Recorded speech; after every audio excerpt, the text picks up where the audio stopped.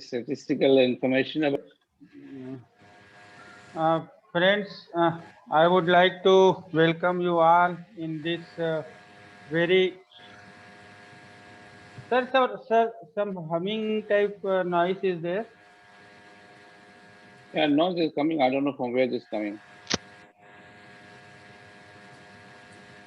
करें सर शुरू करें I would like to welcome all you in this very nice organized program in the topic professional investment and business opportunities in Australia and USA.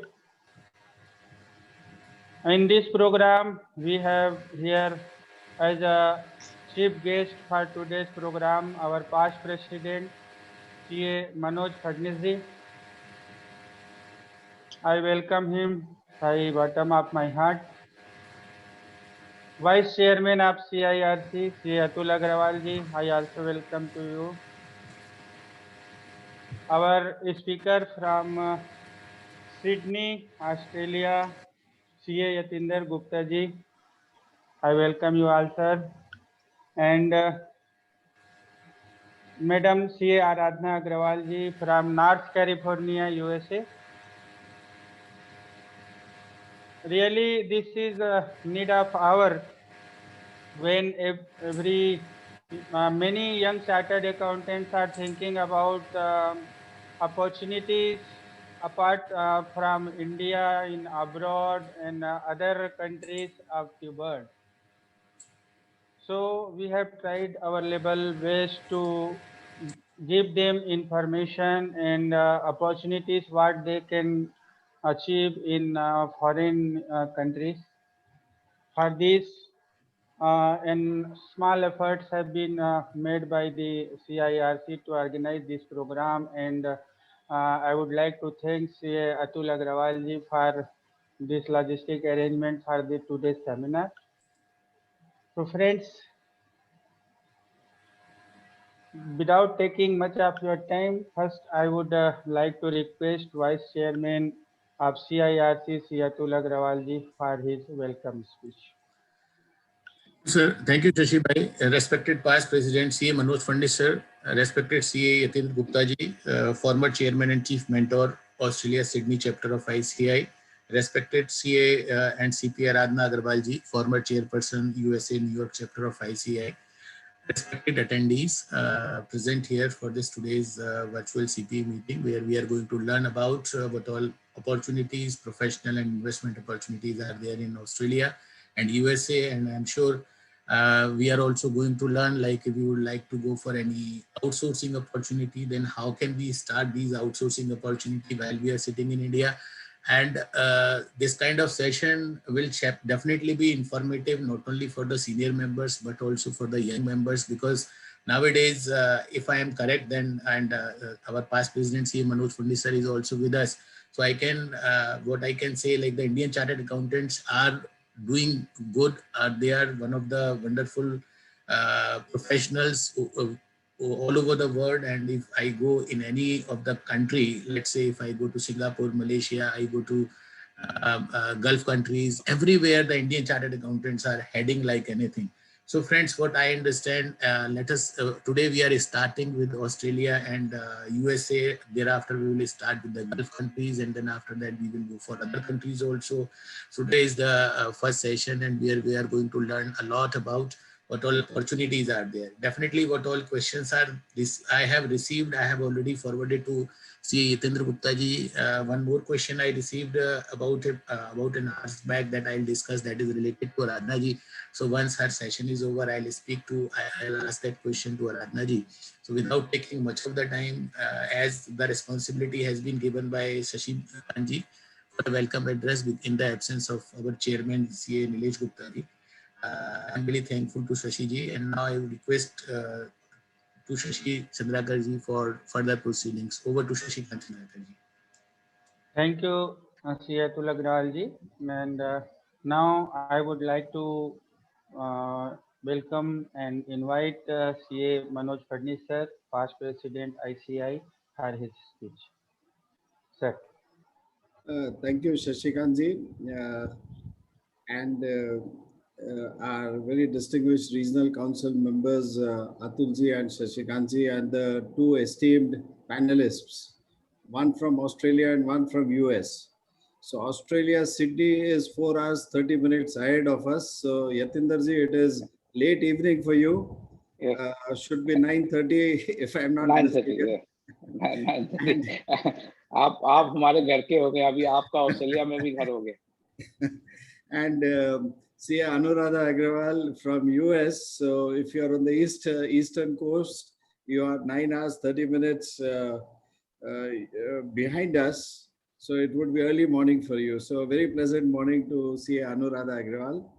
And thank you very much for joining. Thanks to both our panelists for joining this very innovative and a well conceived and well thoughtful program being organized by Central India Regional Council.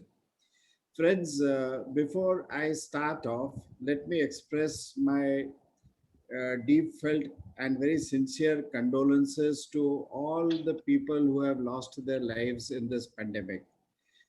I'm sure each one of us has lost some relative, some friends, or somebody in the neighborhood, and we have lost so many chartered accountants also. So, my sincere condolences to all the bereaved families, everybody in the country and abroad. Today morning, I was very saddened to hear about the sad demise of the elder brother of our CIRC chairman. Nilesh ji lost his elder brother today morning. Otherwise, just a few days back, he was very passionately discussing this program with me, and he had so many more ideas, and he wants to do so much more for the CIRC. So my heart goes out to all our friends, colleagues, members, and all countrymen and all people who are unfortunately losing their lives in this very unfortunate pandemic which is prevailing all over the globe, more particularly, which is, as we say, the second wave has hit us and hit us very badly. But let us be confident that united we stand and we will defeat this second wave as citizens of this glorious country, as all professional colleagues. Let us stand together and together we will defeat this pandemic. So, this second wave, or maybe there is a third wave, but I'm sure with collective efforts of all of us, we will overcome these situations. And when we overcome these situations, and as we overcome these situations, we need to be talking about investments, opportunities, and professional opportunities in the different parts of the world. It is very nice of C. Anuradha Agrawal from US to join, to spare her valuable time and to be with us. I'm sure today, of course, being a weekend, may not be a working day for you, but very nice of Anuradha to be with us, and she can share a lot of professional opportunities which are there in the US. Australia, when we talk about Australia, we don't talk about Australia, we talk about CA Yatinder Gupta. He is a mentor for Sydney chapter of our institute for since its inception, and more than 15 years would have gone by. I know Yatindarji for last more than 10 years, and he has helped so many, not just chartered accountants, any Indian who is going to Australia, going to Sydney. All you have to do is call up Yatindarji and tell him, sir, my so-and-so colleague, friend, my friend's daughter is coming to Australia. Please take care of her or him. And believe me, Yatinder will go all out to make them comfortable within the legal framework of whatever the law which prevails in Australia. Within the legal framework, he will do his best to see that there is a family support which is given to that immigrant in that country, and he has been very helpful to so many chartered accountants and chartered accountant families. Thank you very much, Yatindarji. You have been really not only mentoring Sydney chapter, but you have been showing a way how even sitting so many miles and so many such a long distance away in a different time zones, how you can help your own professional colleagues.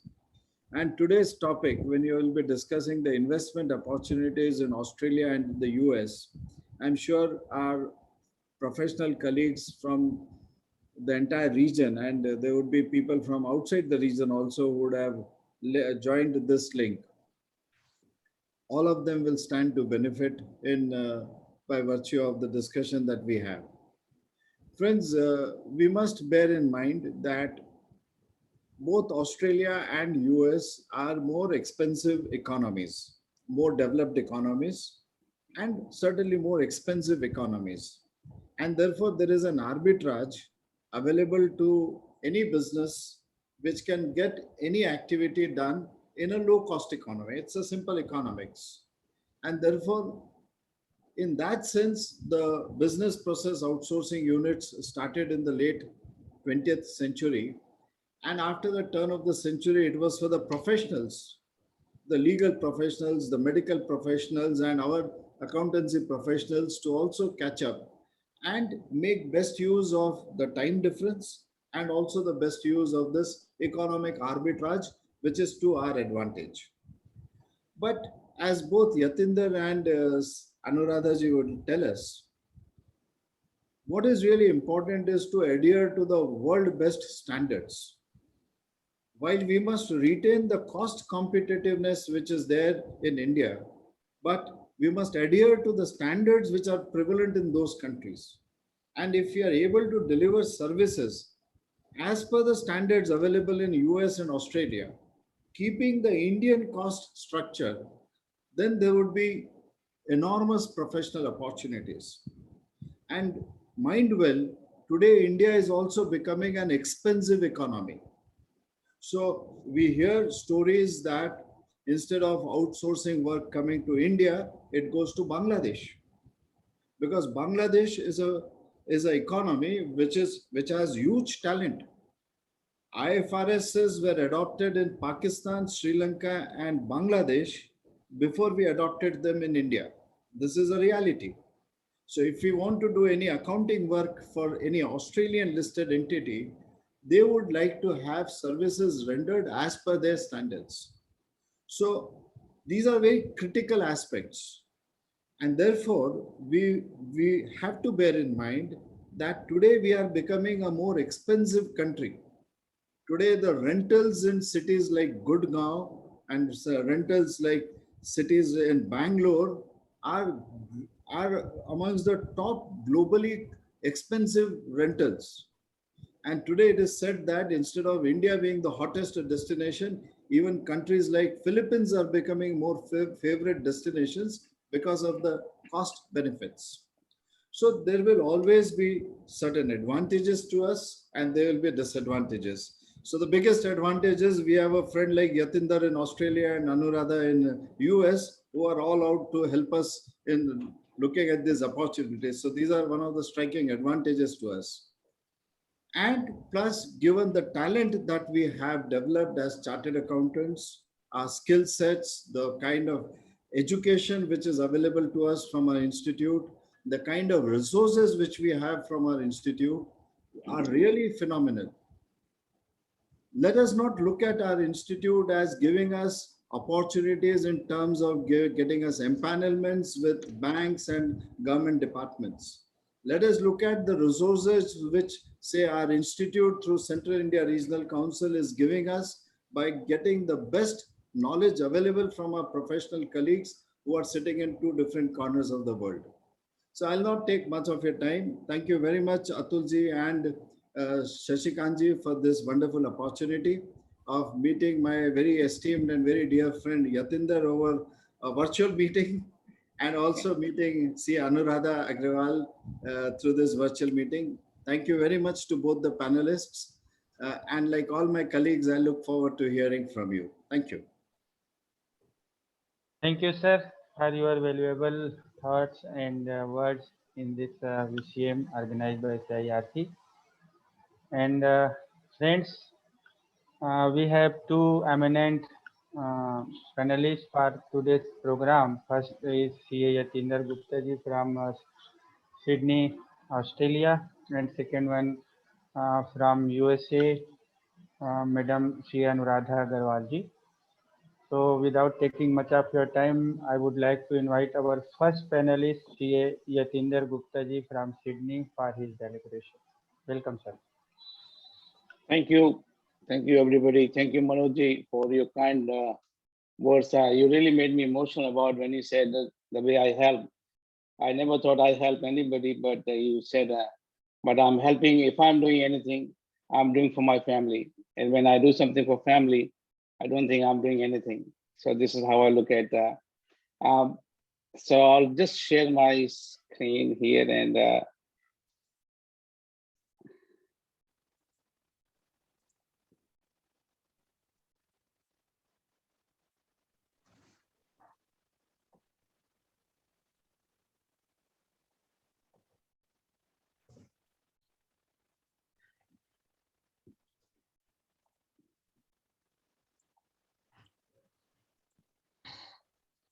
So this is a bit of about me, and if anybody want to write down, I'm happy to share the screen. So I don't know whether actually you want to write down something. I would like if you listen more than writing, but you can of course do whatever way you feel better. So I prepared my presentation as per the questions which I got from Matunji. So one of the question was about Australia itself. So this is a map of Australia. And Australia is quite big. As you see from the land perspective, sixth largest country. We have so Sydney is in New South Wales. You can see the red one, the biggest city. Then Melbourne, Brisbane, Perth, Adelaide. They are the major city. But then we have a small, like Canberra, which is our capital of Australia, which is part of sort of New South Wales. Then you have Hobart, Tasmania, Darwin, which is Northern Territory. So otherwise, it's very small country, 25 million people, 25.4 million people only. And most of the people are living on the coastal side. Middle side is almost empty. And I just want to draw your quick attention. If you look at here at Port Hedland and Broome, this area, from here, India is only 8 hours away. And there's nothing in the middle. So if somebody is smart, can start a shipping company between Australia and India. This is actually one of the dream projects. And we can reach to either what do you call Madras, Chennai, and Visakhapatnam port. You can do by remote control, if I'm not wrong. Just my bit of a weird thought. If somebody want to really start, they can do it. And we can have, by the way, this is my another project in my mind at Port Hedland. We can have a cultural center type of thing where Indian can come and we can open one of the temples, big temple you might have in India.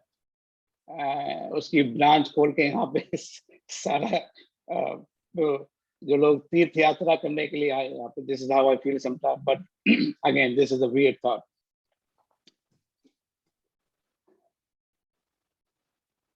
So let's talk about a bit of statistical information about Australia. I'm pretty sure you can Google it. They are not my creation, so I Google myself and put these numbers here together. Ease of doing business, 14th in the world. So it's a very easy here. You can form a company within 10 minutes, 10 minutes. 10 minutes is also like because you have to do something, you have to type this and that. Otherwise, maybe everything is ready 2 minutes. No article of association, memorandum of article, no object laws, no authorized capital are required in Australia. When we have Corporations Act in 2000, these all were removed. This company can do whatever it wants to do. No authorized capital. You can add $1 million tomorrow, no problem. You don't need to pay any duty or anything like that. Company can do whatever it wants to do. The most, I think, amazing thing which I really found today myself, the service sector contribute 63% of GDP. I was thinking but less, but 63 is quite big. So we are big in finance, insurance sector, and we make a lot of money out of it. Construction, 7.4%, which is holding our economy at the moment. We are out of a recession, and we are actually, the way things are, we are going to have our budget on this Tuesday coming. On Tuesday, they are expecting the incentive for the housing sector, which will enhance job like anything. And at the moment, we do not have employee to take up the job, just to tell you so. But of course, what we have done, we have stopped all the flight coming to Australia. So it's very weird, but we have a shortage of employee as of today. Mining, which is very famous for us at the moment, iron ore price is $200 a ton, which is highest, 200 American dollar. And we are doing very well with that. Manufacturing is very less, 5.8%. And agriculture, though it's a very big country, it's only 2.8% for the GDP. And we total exported $470.2 billion. So it's quite sizable economy, I would say.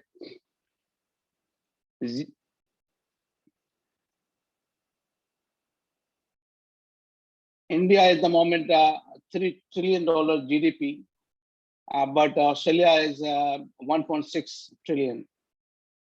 And if you compare with the purchasing power capacity, then it's 1.4 trillion. I think the important part which anybody would like to know, GDP per capita is $54,891 per year. I think that will give an answer to a lot of people what it means, how much money you can expect here. But I'm going to give you that as well. What is the average salary you will get in Australia? So unemployment is 5.6%. That's in March, I'm talking about, last month, which is quite big achievement for the government of Australia, the way they have pumped the economy after last March 2020. It was suddenly down, and then within 6 months they handled very well. Our government is doing very well here, actually. Hopefully they will keep on doing, and we don't have this wave 3 or 4, but you never know. So average gross salary in Australia, in Australian dollar terms, is $1,771 weekly.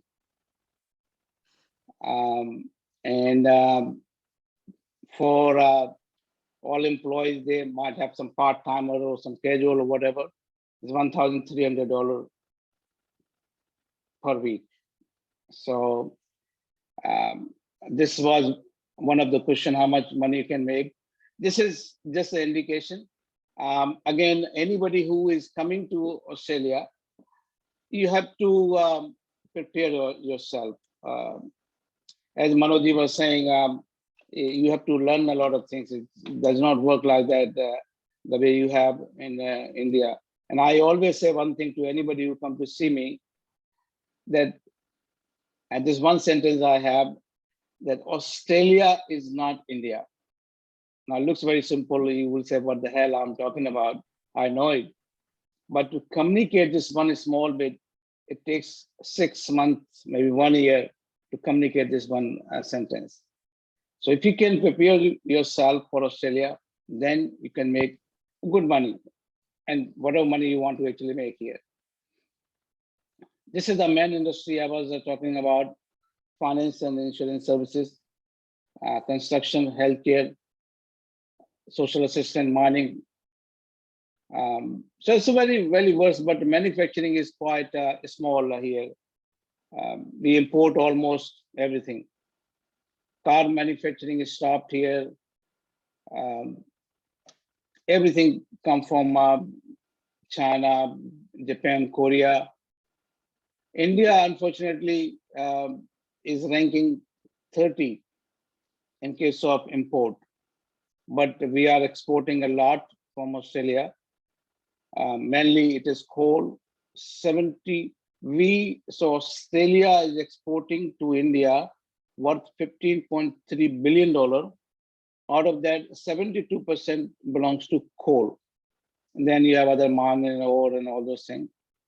But India is exporting to Australia only $3.2 billion, rank 30, which is really, I feel that we are failing. I take sometimes these things very personal, that we could have done something better. I was looking forward to hear from you guys, and hopefully this type of event will help us to increase import from India to Australia. So at least we can have, say, 20th rank. So hopefully see how it goes today. And if you have any question and anybody, this is my open offer to everybody. If they need any help to export to Australia from India, it will be my immense pleasure. So let's go to our profession first, then we'll go other thing on the way. As everybody knows, we have a MRA, Mutual Recognition Agreement, with CPA Australia and CA Australia, New Zealand, what we call CANS. And then we have in Australia, we have so many other as well. You can join all those. One is called IPA, one called Tax Institute, one is called small. There's a lot of body are here, but mainly CA Australia, New Zealand, and CPO Australia. We have MRA. All the information is available on our website. One of the question member asked, which is better, CA better or CPA better? I'll give you my answer. When I chose, I thought I'm already chartered accountant, I'm already CA. I should be doing something which spell different. So then I did CPA. The difference mainly is CPA is mainly, I would say, for people who are in corporate, and CA is mainly for people who are going to be in a profession. Again, this is generic. In Australia, practice totally depend on what you deliver, what is your exposure, and how you really, how you deliver to your client. This is the end of the matter. Actually, one of the question was, can anybody start practice in Australia? The answer is truly yes. I'll tell you why. Because the way in India, once you are a chartered accountant, you can do tax, audit, whatever you want to do. In Australia, after you do CPO or CA, you have to get a license from ATO, Australian Taxation Office, if you want to do taxation. If you want to lodge taxation, if you want to give tax advice, you have to have license for that. If you want to do audit, then you have to get a license from ASIC. This is like ROC in India. If you want to do financial planning as a profession, again, ASIC will give you the license, and you have to go through their strict criteria. So what you will then ask, hey, why why I'm going to do CPA and CA in Australia. And your question is really valid in my opinion, because you don't need. It give you a branding, it give you better exposure, but I'm answering technically that you don't need. And also actually, if I want to start institute here, one way or other, somehow other different sounding, we can do that as well. So we can open Manoji, we can open something called ICAI Australia, whether you want or not, but legally you can do. So this is another challenge for our leaders like Manojji. Now the question was accounting software. So I'm talking about from SME market point of view. Large corporations, they have SAP and other Oracle type of solutions, but I'm talking about purely for SME. And Xero, Xero, is the most popular. MyOb, MYOB, mind your own business, and QuickBooks. They all are cloud-based. So if you permit me, I really want to clearly define, this is a pure cloud-based solution. So you do not need to install anything on your computer. The bank will feed the transactions every night. It got so much artificial intelligence within the software. They post your most of the transactions as well, if you know how this software works. They can even send a notice to debtors if they are running late. They can send you notice to you if you are running late in payment. All the reminders, everything is possible there. So it depends how much expertise you gain in this software. QuickBook is not very popular in Australia because it's very slow. It does not really do the job well. MyOb in the middle, it does, but it's a bit slow.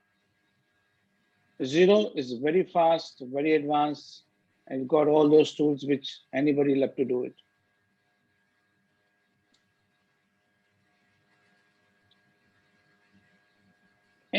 If you have any questions so far, please keep on posting.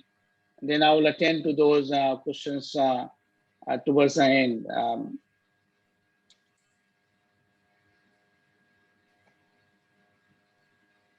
So the tax part.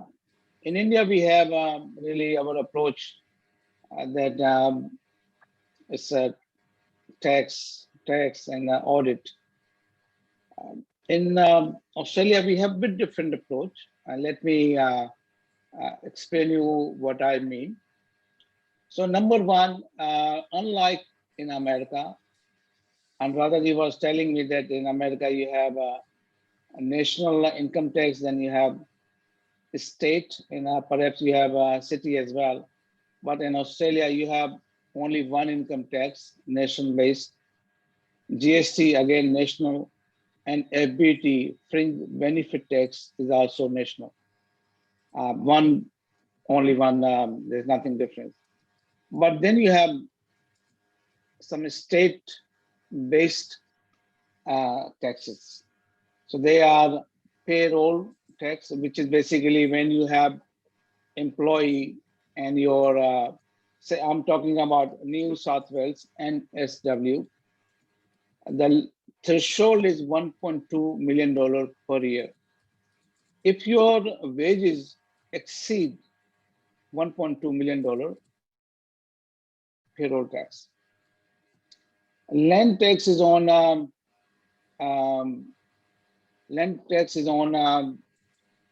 land, of course, you can see it's on land, but not on your principal place of residence. So where you are living and you own that house, you do not pay tax on that part of the land.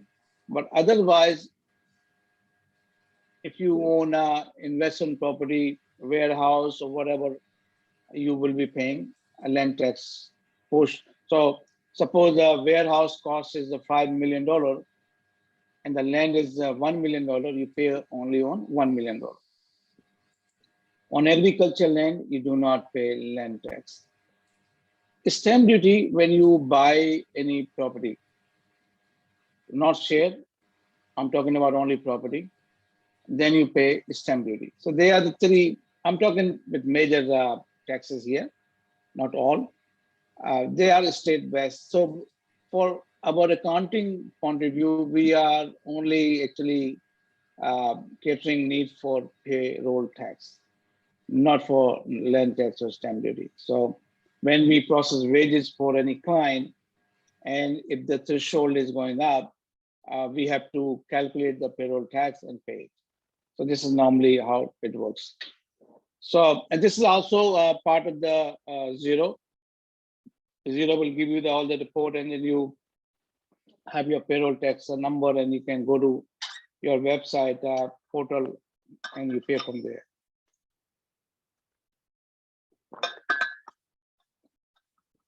Any questions so far? Looks like I have. Any question? No question. Atulji, anybody is noting any question or? Atul sir? I would love to answer as we go.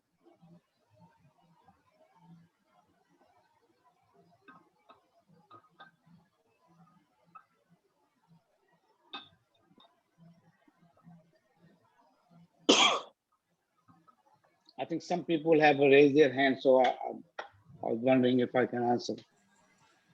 Sir, we'll take the question answers after the session. So okay, no worries, no worries. We'll do that. Yeah. Okay. So this is one of the answers perhaps everybody is looking for. No licensing requirement for bookkeeping or accounting or CFO services. So you don't need to be CPA, CA, no license required. So anybody can open their shop tomorrow and start doing bookkeeping and accounting and CFO services. Hope I have addressed the issue which was asked by somebody.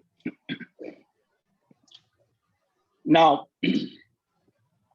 there was questions about migrating to Australia. This is a link which I got on the website. This is actually a calculator. So these 5 category of visa are normally available for people who are in skill migration, and anybody who is in business, innovation, and investment is called subclass 188. I'm not specializing in any of these things. I simply did my research this morning and put some information for you. You can Google yourself. If you do not understand, you can go to Australian High Commission. They will give you all the information. Or if you want, you can hire somebody who specializes in this area and they can help you. I know a lot of people have done themselves and they have successfully migrated here. This calculator actually, so what we have in Australia is point-based system. How many, if suppose you have crossed those points, you will get visa. This is how it works. You know your outcome at the time when you are applying for visa. This is what it means. So it depends on your age, your your family, I suppose children, everything. You have number of questions, and then it will give you the answer. So please go to this website.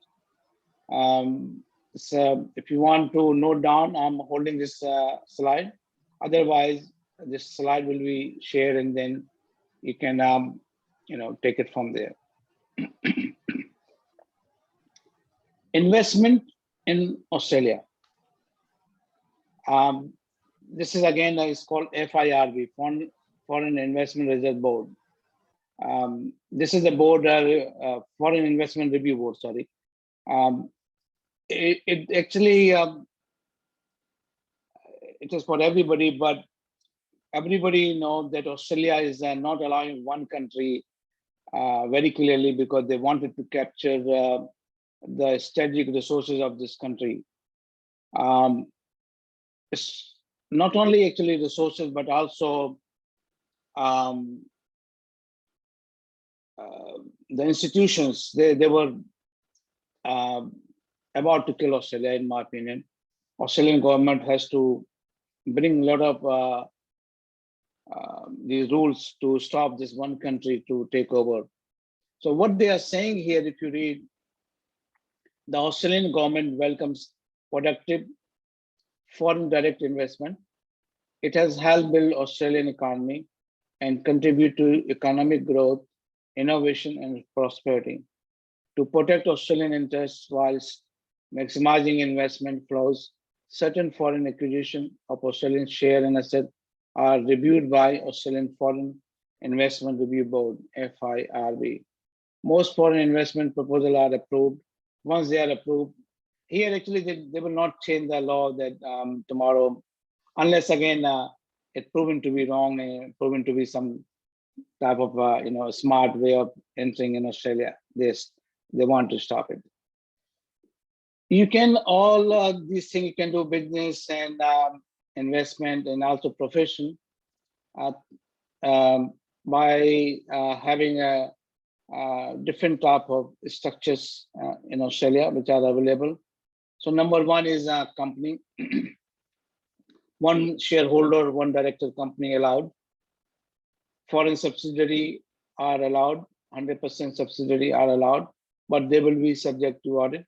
And you will need to have one Australian director or office holder. Only large corporations are subject to audit. I want to emphasize that, unlike in India, where every company will have to have audit. I think in India we have two audits. One is a company audit under ROC, and one is under Income Tax Act. In Australia, we do not have tax audit at all. And only for large corporations we have audit, or actually you are a listed entity, or you are a limited. So this is only for private limited scenario, but if you are limited, listed and large, then you will be subject to audit. And by the way, I shared on my LinkedIn, I think a day or two ago, we have shortage of auditors. I'll repeat, we have shortage of auditors in Australia. It's up to you how you want to read it. This is what the fact is. If you are my LinkedIn friend, I can share you as well if you want. This is the article published, I think a day or two ago. We have one more business structure, which is called trust. It is not like in India. I have actually spoken with few guys in India. In India, trust is a different type of flavor, but it is more akin to HUF in India, like the way operate Hindu undivided family. It's similar to that, but we have which is called unit trust and discretionary trust. So it's a quite big topic in its own right. If anybody want to understand and listen, I'm happy to answer that, or we can have a separate session, but I don't think it is required. But anybody who want to open something, they might know. You can Google yourself and you can find out. And then again, you can do your all those things in your own name as well.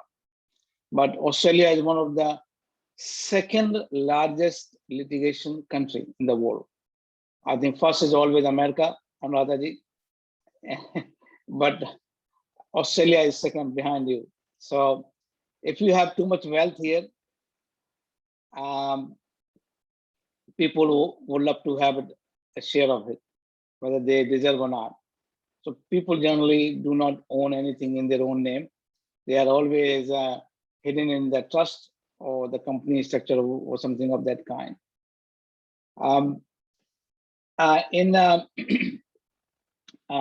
India, we do not have all those issues called divorce. Well, you have a bit of, but not the way we have in Australia. So a lot of people do. This is another specialization for the accountant, how to structure the business of this person so that assets are protected. You might have heard Mr. Bill Gates and Melinda Gates. They have separated. A lot of people do for the tax planning, by the way. So I'm not saying what they have done for the tax planning, but I'm just saying it does happen.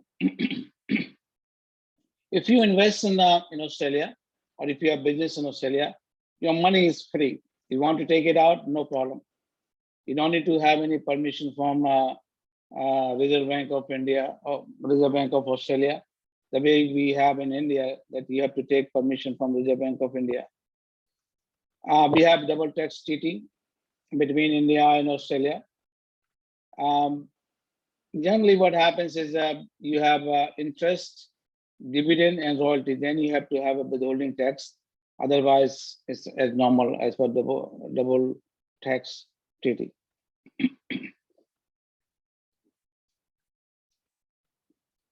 So this is the presentation I have done, and I have addressed most of the questions which were asked, and it's to Anuradhaji to take it from there. Sir, there are a few questions related to Australia. If I allow, then and Please let me know. Please let me know. We can talk about. Radhiji, Yeah. can you take these questions? Sir, first, the question is, Indian CAs are supposed to give 2 exams to be a CPA Australia as per MRA. So, member is asking, like, because in these 2 papers, there is no tax paper.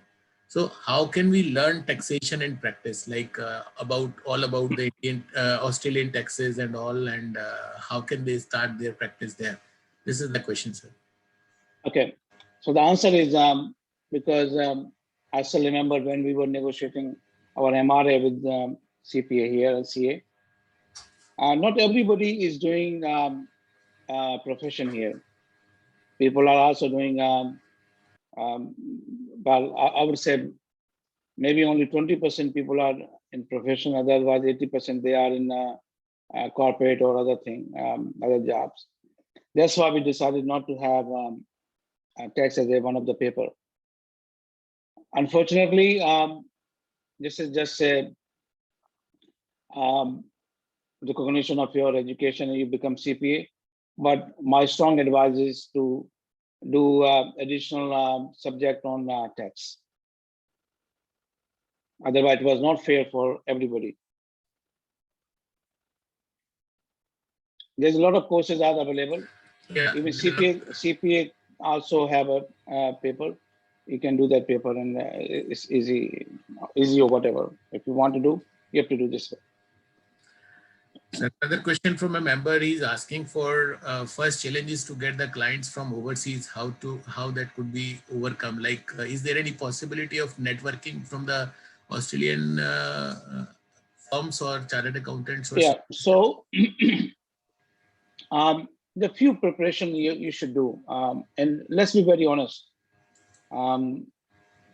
Manoj said the cost is one of the factor where people would like to call it outsource. In my opinion, outsourcing is finished.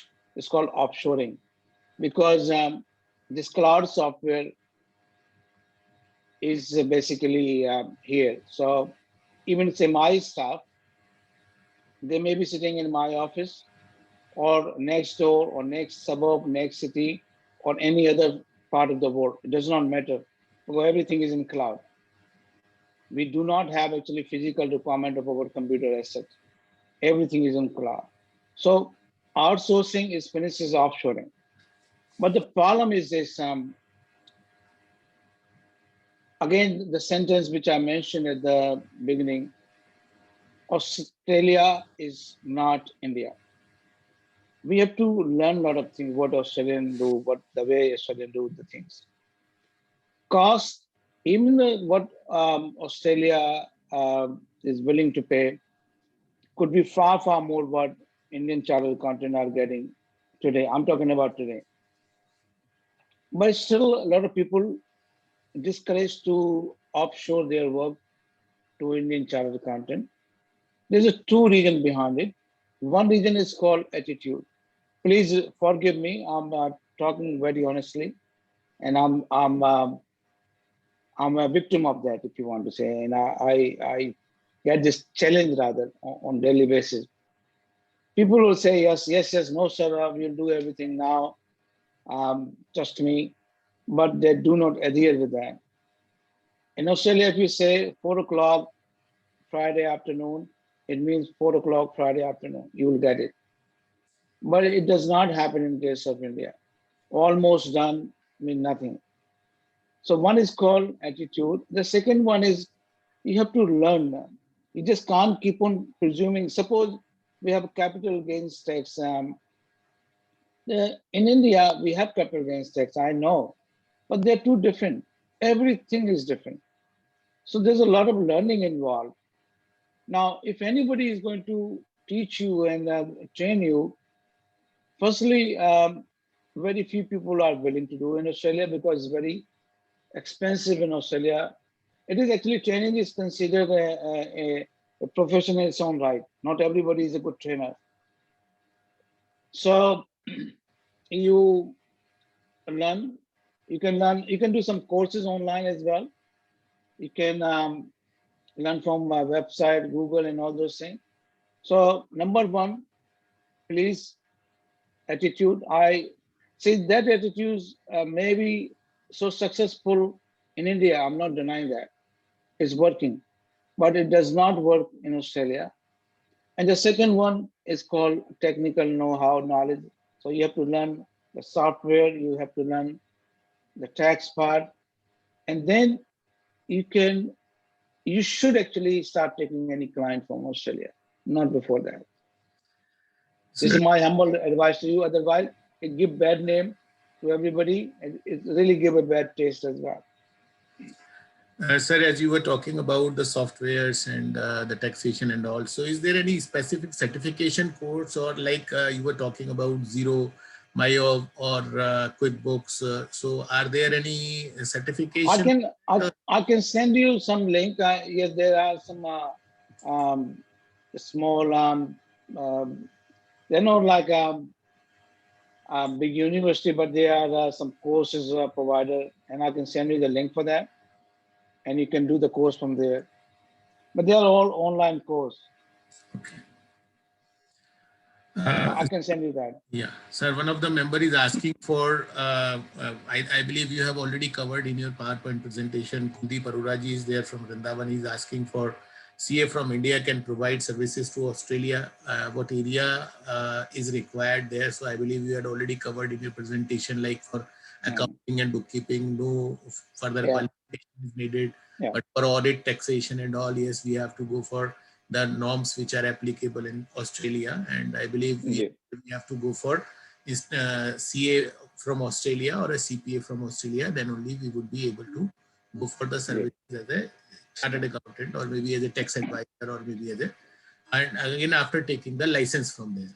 So I believe Kuldeep ji answer has already been given by sir. And another question is regarding the minimum requirement. It is from CA Manish Goyal ji. So again, for minimum requirement, sir has already explained in his PPT also. So I believe this question has also been answered.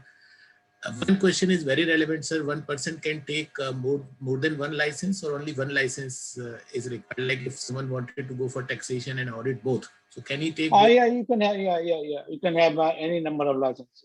So this is the question from CA Rinki Singhal ji. Then Ramakant Taylor ji is asking for, sir, one question. If we would like, please explain in detail by which way we export to Australia. Now that export may be the export of services. Ramakanji, are you talking about export of services or are you talking about export of goods? Because as far as export of services is concerned, sir has already explained, because now there is no concept of outsourcing, there is a concept of offshore services. But again, we have to adhere the procedure and guidelines which are there. We have to change our attitude. We have to be punctual, and so that we can render the services as per the desired manner, as per the desired fashion. But again, if you're talking about export of goods, then again, that is altogether a different perspective. And I believe for that, Ramakant ji, Yatindra ji can guide you later on, because this time we are going to discuss about the professional opportunities, especially for export of services. Sir, Prakhar Bansal ji is asking for, can we set up KPO in India to provide accounting and other related services to Australia? I think the same question is there, like where you were discussing about offshore activities. Yeah. So yeah, you can provide anything. We have our own office in India as well, and we are doing very successful. But it took it really took a long time because 1 year it just goes like that. You have to have a lot of patience to develop a team in India. But if it work out well, you keep on doing. I'm pretty sure you can't regret. I want to encourage everyone possible, but please don't take shortcut. It does not work. It will never happen tomorrow. You have to have a lot of patience. Even the staff will leave your firm and then go somewhere else. You will have all those type of things, but somehow, if you want to develop, it's again one of the things happens. A lot of people actually call me and contact me. I got a spare room, and can I start my this outsourcing practice? It does not work like that. My my normal advice is you have to stop doing your practice in India, then only you can start practice for Australia. Unless you do this, trust me, it become almost impossible. I have not seen any successful story. You can't serve both the country, in my opinion. Practically, it is not possible. Theoretically, of course, everything is possible. So if you want to do your KPO, of course, but you dedicate your resources and just concentrate on that one country, and then only you will be able to successful, not before that. I'm giving you practical self-learn tips from my side. I believe this anonymous attendee might have also got the answer, because he was asking for what should be the approach to start exporting services to Australia. I believe Yatindra ji has explained in a very well manner. And how can we connect clients even if being in India? As far as connecting clients while you are in India is concerned, I'm sure you all must be aware there is a portal now which is called Export Promotion. It is like Service Export Promotion Council. And once you get registered there as a service on that particular portal, then definitely the clients outside India may also approach you, subject to if your attitude is there to perform, and if you have that knowledge so that you can perform, then only they would be you would be getting that kind of business. If I'm correct, Atinderji, am I correct, sir? Okay, so that is a requirement within India. Yeah. What the requirement is in Australia is very important. You should know that. Yeah. I don't know about America, but in Australia, the privacy of data is very, very important. Integrity and privacy of data is so important. Anybody who's going to give you any job, cost is maybe a third or fourth, maybe 10th point in terms of priority. The first is the delivery. Can you consistently deliver? Can you maintain the privacy of the client? Can you maintain the integrity of your work and so forth? If you fail in that, nobody will give you the job. One small mistake, and this is the end of the chapter. This guy will never give you the job. Once you fail on something, if you say, I'm going to deliver at 5 o'clock, and you say, I'm working, all right, trust me, just is gone. The guy will close the relationship. So I'm giving you again practical tips. If you really want to be successful in exporting services, please ask yourself, are you really ready, or you simply want to do for the sake? So I believe the members might have got the answer. One other question, sir, we were talking about PG and payroll taxes. So the question of a member is CA Rahul Madhukta is asking for, is this not a case of double taxation, sir?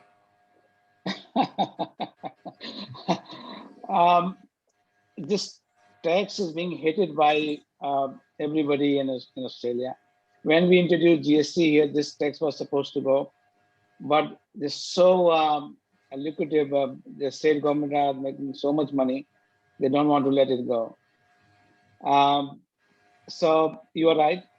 On the one hand, you are asking employer to employ more people. On the other hand, you are asking them to pay, because once the threshold is crossed, you are going to pay tax. So it's just what a laughable tax, but because this tax gives so much money to state governments, they are holding it. And very minimum, I think they have maybe 50 employee, and they're making billions. So what you can do?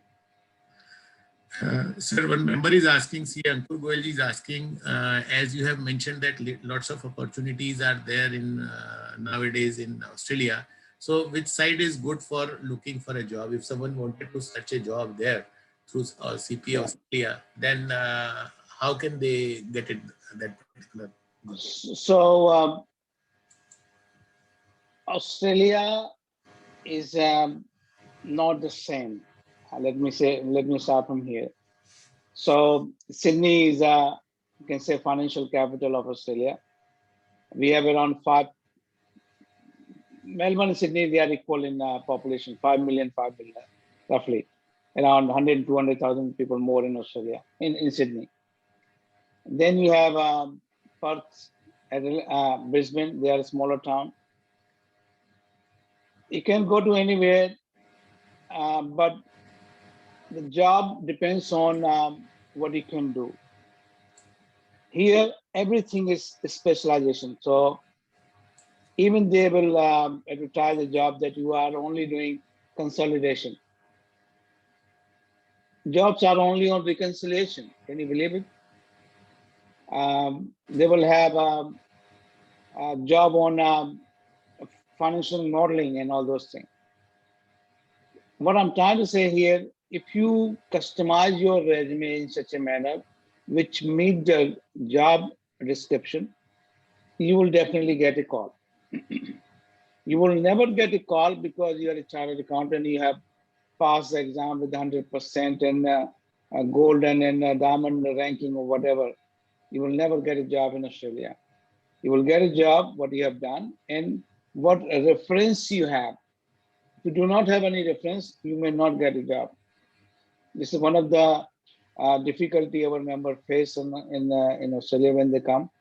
And our chapter does help in this regard as well. So to give you the answer, you can go anywhere in Australia. We'll get the same wages. But mainly people come to Sydney and Melbourne. And the requirement of your services, the way we have in India, say, for example, once you are a chartered accountant, you can do everything on the planet. But it does not work in Australia. So please note this one. When you are writing your resume, please make 4 or 5 resumes, maybe 3 resumes, okay? Now, you must be thinking, everybody must be thinking that I'm asking them to lie. I'm pretty sure everybody must be thinking that I'm advising them to lie. The answer is no. Say, Yatinder can do 10 tasks, but Mr. Atul, chartered accountant, they want somebody who can do consolidation. So why I should be writing about that I can do taxation, I can do audit, I can do this audit and the other audit. Say, Atulji is one person, but he at the same time, he is a father, he's a brother, he's a husband, he's one person. He can do, so you can introduce yourself the way you want to introduce. So there's nothing wrong about having 2-3 resume. Hope I have given the answer. Absolutely, sir. But the point is, like, if someone wanted, what we get from your deliberation, like if someone wanted to join some company in Australia, so he should be having a domain specific resume. And let's say if the company is asking for an X domain, and if my resume is also talking about that X domain, then I will definitely get an call from that company for maybe Exactly. Yeah. interview. Yeah. Now the Yes. question is, like if I would like to apply, then from where I get the details, like which company is looking for a chartered accountant or a maybe person for reconciliation, or So to like in get the India, there job, is a website is Naukri.com. Naukri.com yeah. is a portal where we go and search and we can find out what all opportunities are there. So this kind of opportunity, this kind of link may be there in Australia as well. Okay, I will send some link, but it's a seek seek.com.au. CSEEK. My friends suggest, seek.com. Okay. If you go to this website, you can register yourself. But I want to say one thing, please. No Australian employer can offer a job unless you have PR or working right visa. Okay. I'll repeat. So I'm employer. I cannot give job to somebody who does not have working right in Australia. I cannot. This is my legal responsibility. If I do not adhere with this responsibility, I will be in trouble. So what it means, either you get PR first, then you apply for job. Because any employer will ask you, hey, do you have a visa or not? And then you say, well, I don't have visa. Then you say, why you're wasting my time? Or the second option will be, if you know somebody, they can somehow sponsor. Suppose I'm desperate to have somebody and I'm not getting, say, even the auditors I just mentioned a while ago, there's shortage of auditor in Australia, and I need to hire somebody, then I might have to sponsor somebody. And then there's a different class of visa, I believe, which will be then, it might take, I don't know, 6 months, whatever. There will be, lawyer involved and so forth. So there's two ways you can do it. Have I answered it or not? Yes, sir. We got the answer.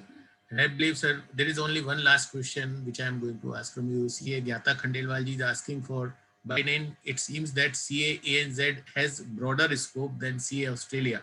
What is your recommendation or preference and why? Can you repeat it? Sorry. She's asking, sir, there are two different bodies. One is CA ANZ, I believe she's talking about. Yeah.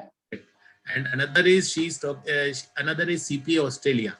So she's saying that CA ANZ has broader scope than CPA Australia. So what's your recommendation? Go for Okay, CPA Australia? so because she tried to give the answer herself, so that's why I had to ask. Okay, so CA Australia, New Zealand is mainly for profession. Mainly these people are working for Big Four and 2-tier and 3rd-tier. CPA Australia is normally for people who are in corporate, they're working for banks, financial, other insurance companies, so forth. This is a normal type of thing. But at the same time, I'm also CPA, I'm a CPA now, and I'm in practice for my whole life. So it depends how you take your career. They both are equally good. But CA Australia got far better. CA Australia New Zealand got far better acceptance in Big Four. If you want to work for Big Four or 2 tier, second tier, and third tier, I would recommend to do CA Australia New Zealand. Thank you, sir. Thank you for your wonderful deliberation and the answers of all the. My pleasure. Hope it was helpful yeah. for even one for one question person. was, I'll feel blessed. yeah, one question was there regarding there was a comparison between CPA Australia and USA. I believe there is no comparison at all. Depends upon I don't want to upset which country you would like to prefer, and every country is having its own pros and cons, so we cannot compare one country with another country. Yes, the comparison which Yatinderji has explained regarding CA New Zealand and the CPA Australia is really worth to understand. And I'm sure time to come. But I just want to say one thing. Yeah. There's no Yes, link sir. between CPA Australia and CA America, CA USA. Okay. There's no link. So No link. people get confused sometimes. There's no link between the two. Right. And I'm sure in the time to come, we are going to have one session on trust also, as he explained, like in Australia. Yeah, trust and business structure is very important.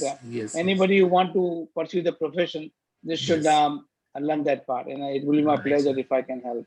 Right, sir. So I request you, sir, to kindly share your PPT as well. I believe we have the PPT shared. Yeah, I have already sent to Yes.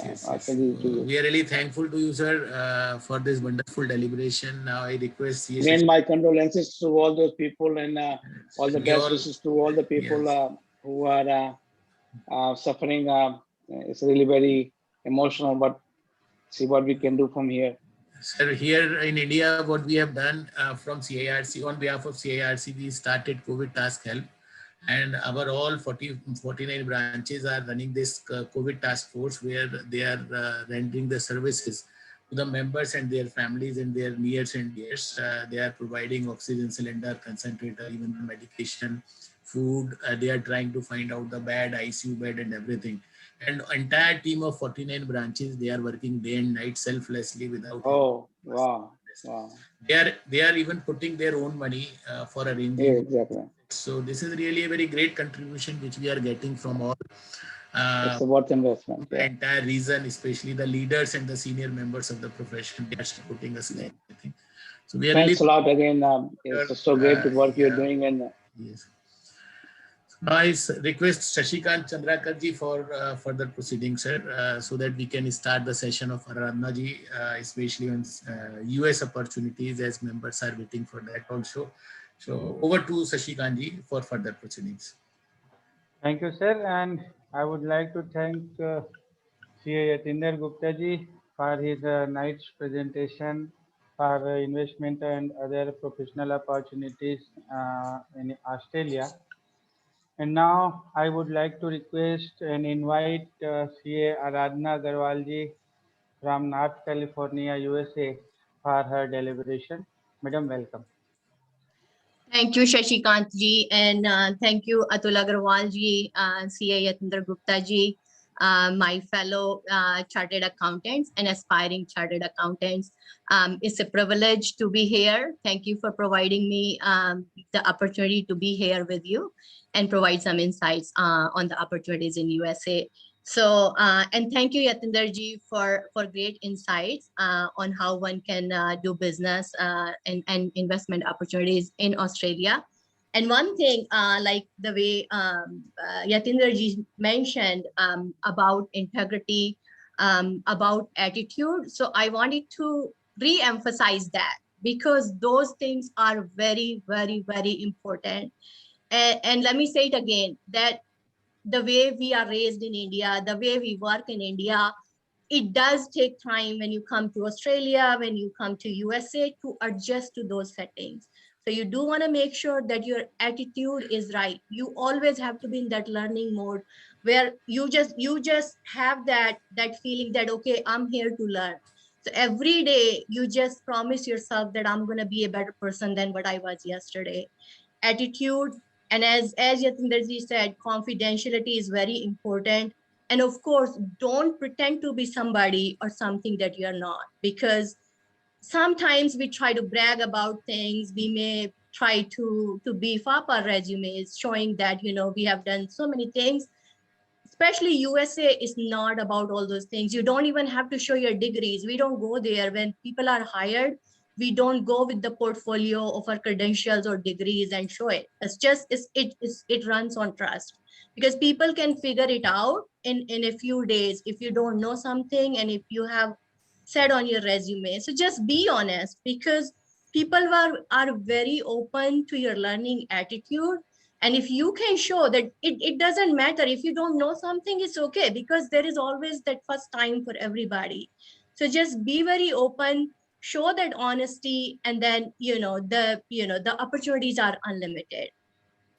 So with that, and I know many of our chartered accountants, they would like to explore opportunities and investment opportunities in United States. So I would cover the processes and compliance parts for how to open a business in United States, how one can invest in United States, and how one can provide offshore services from India to United States.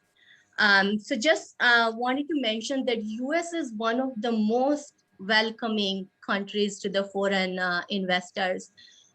It's known for its robust economy, and is also known for its diversity, for its openness, and for its embracing nature.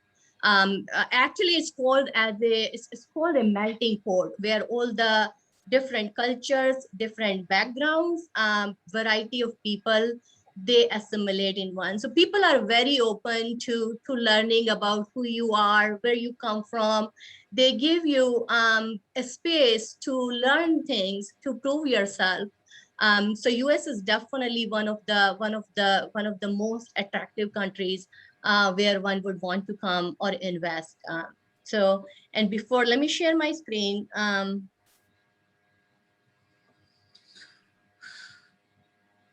Hands up, screen share. Hands up. Yes.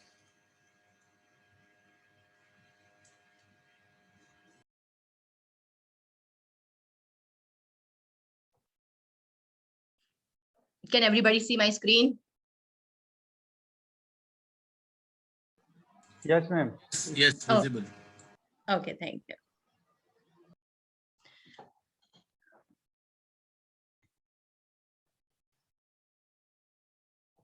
So as Jatinder ji mentioned, that Australia and USA, we are the countries of litigation and compliance. So I wanted to put this out there. The information that we provide here does not and is not intended to constitute legal advice. All information, content, and materials are for general informational purposes only. So if you have any specific questions, we are always happy to answer, but always seek professional advice for any specific matters.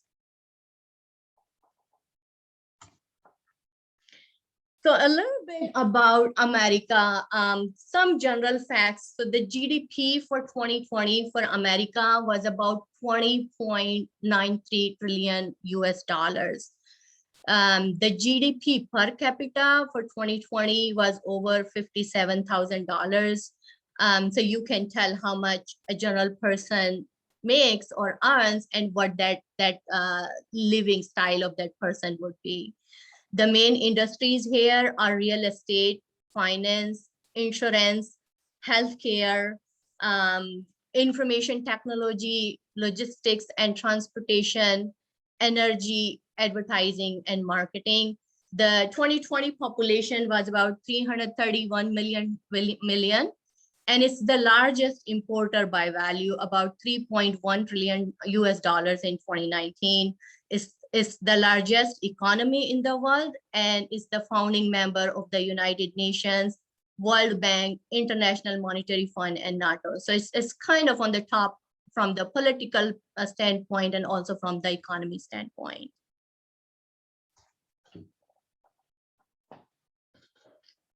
The business and professional opportunities in USA. So I have broken it down into three parts. So one is onshore opportunities, one is offshore opportunities, and third is the investment opportunities. So onshore opportunities are the one where you provide those services from USA, or you open a business in USA and you provide the services or products through that US company.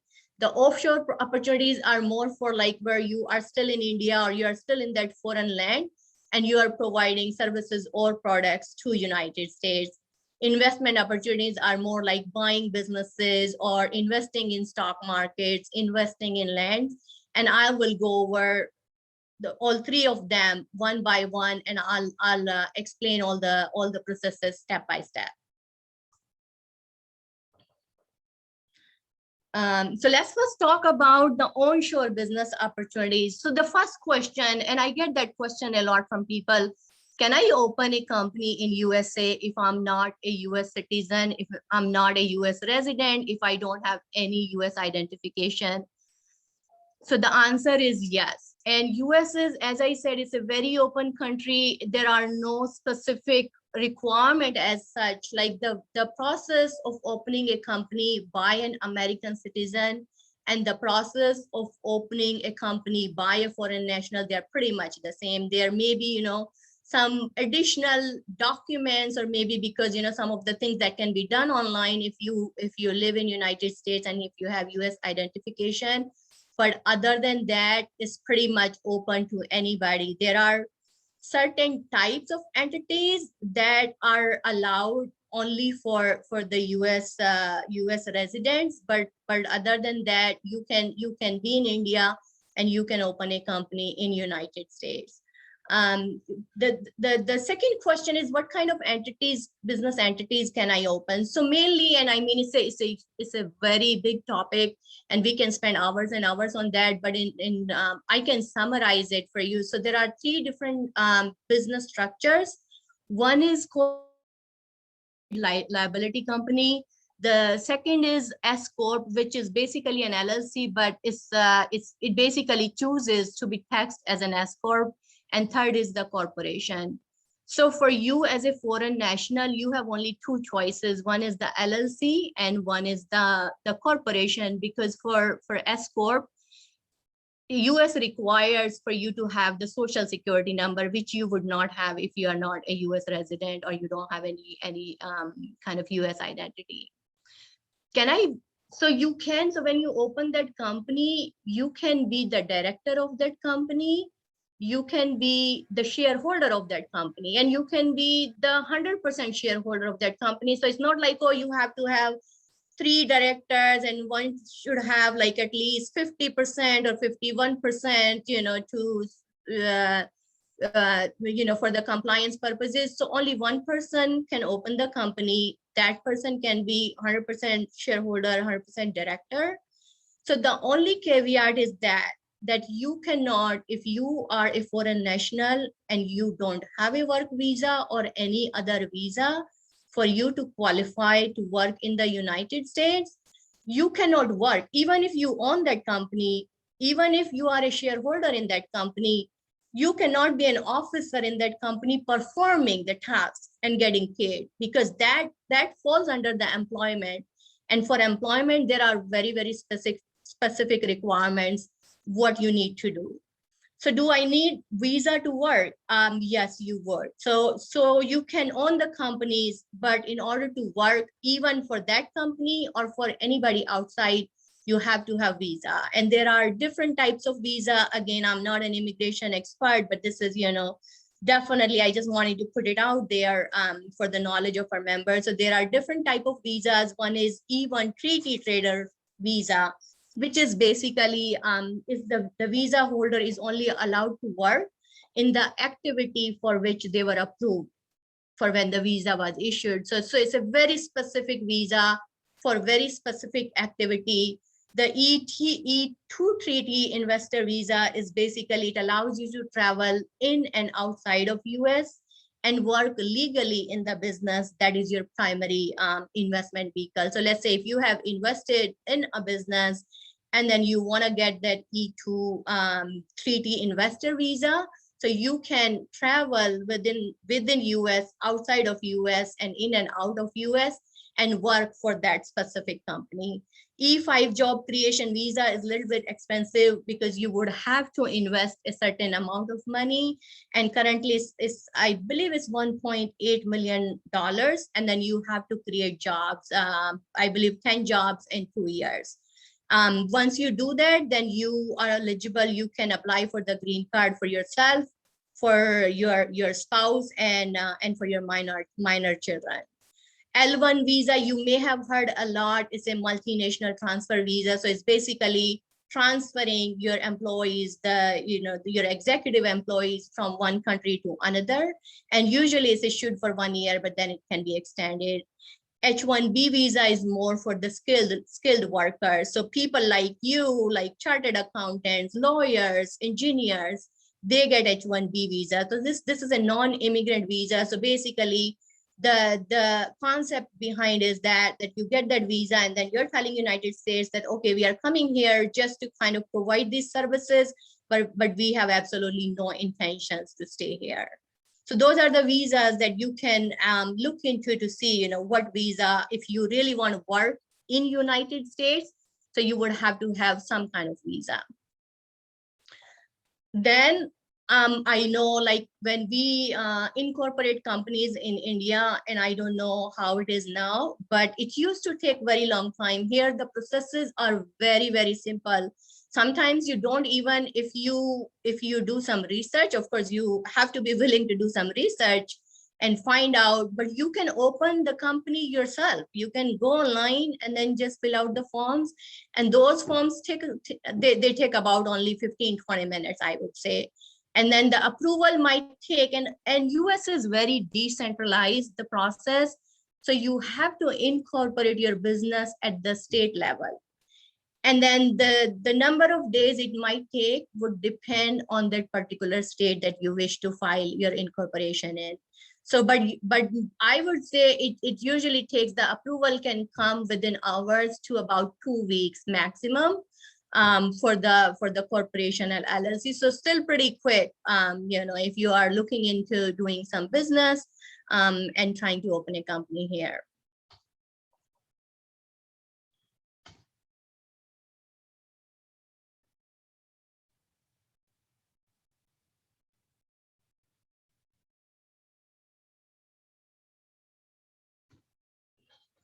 So another thing, do you need a business address to incorporate a company in USA? So the answer is no. So there are registered agents here that you can hire, and then they will allow to use their own addresses for mailing purposes. And you can still list your own address, let's say from India, and you can still open the business. The US only needs a mail forwarding address, and which these registered agents, and they're very inexpensive.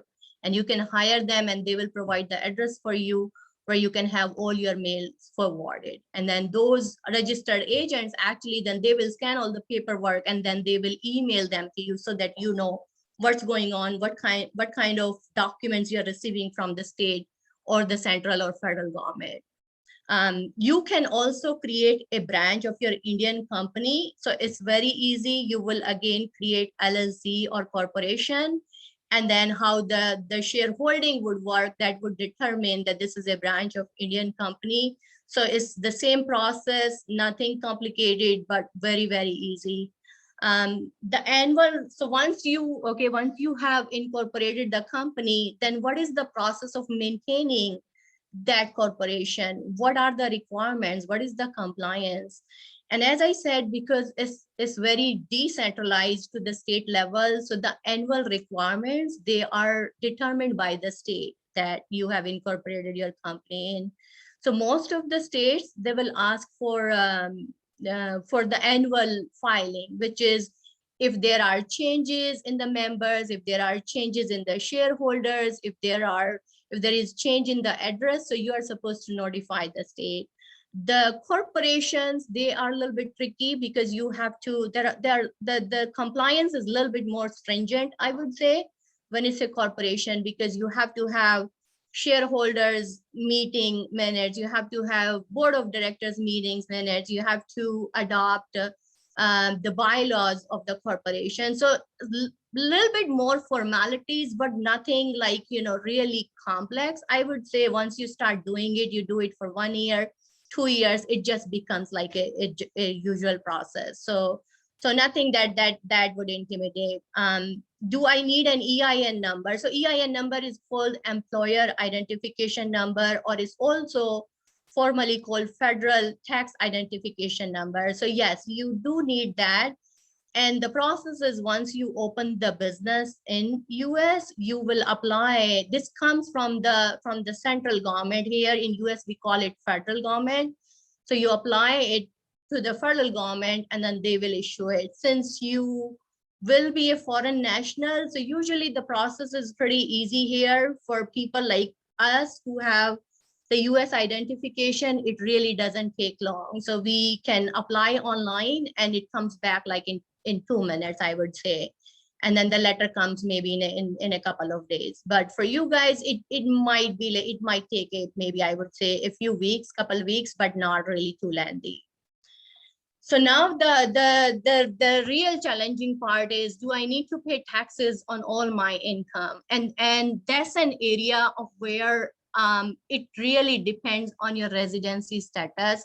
So let's say now you have a business, you have a company here. So how do you pay taxes, right? Do you pay taxes? Because like because I live in US, and so I have to pay taxes on all my income. Doesn't matter the income is in India, doesn't matter the income is in United States or in any other country. So for you, if you are considered a non-resident of US, then you don't have to pay taxes on your non-US income. So if you are earning, if you have a business and that business is making money, so you are liable to pay taxes only on that money that you are earning in United States.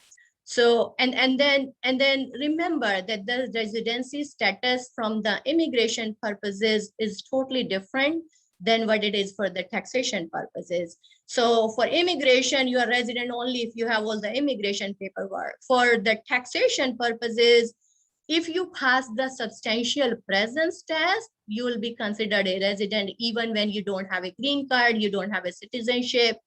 So the substantial presence test is if you are in US for 31 days in the current year and 183 days in the current year and preceding 2 years, then you would be considered a resident, even though you don't have any specific visa, you don't have any specific immigration status. Just because you were present in US, now you have to pay taxes on all your income or your global income. So just make sure, like when you are opening a business, so keep in mind that that substantial presence test is very important, and that will determine whether you will be taxed as a non-resident or as a resident. And if you are a resident, then of course tax liability is going to be much, much higher.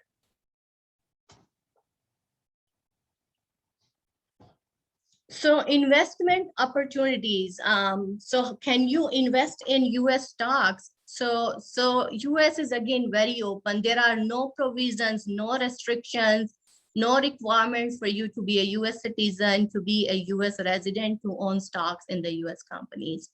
How nice is that? So the only thing they might ask, because and given after this 9/11 thing and the Patriot Act came out, because they wanted to make sure the terrorists and all that, they were not using the US vehicle to transfer the money to the illegal portals. So they want to make sure that you are legal, you are legitimate. So sometimes they might, the financial institutions, the brokerage firms, they might ask for the additional documentation for you to substantiate your identification or substantiate your legal status in the country where you live in. So it might be it might take a little bit longer for us to open that account. We can open online in like 10 minutes.